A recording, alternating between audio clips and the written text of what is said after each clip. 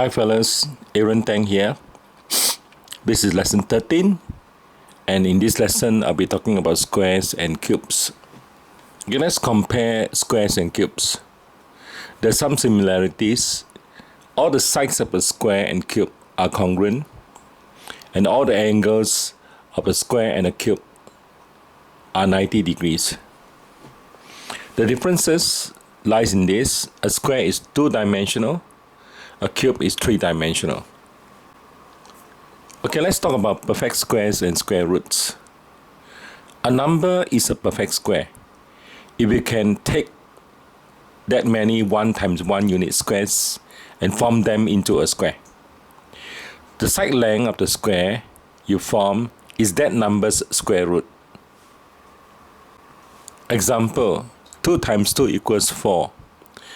Now there are 4 1 times 1 unit squares inside this square of 2 times 2. And the square root of 4 is 2.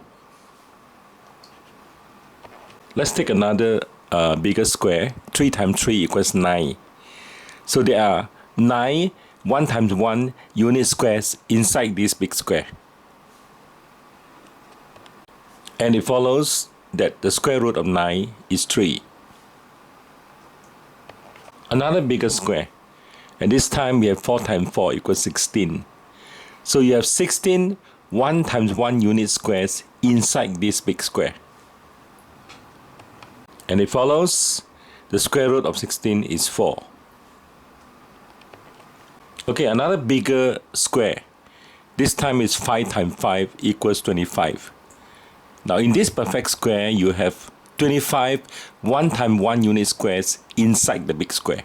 Follows the square root of 25 is 5. What is a cube? And what is a perfect cube? So let's recap. A cube is a three-dimensional prism.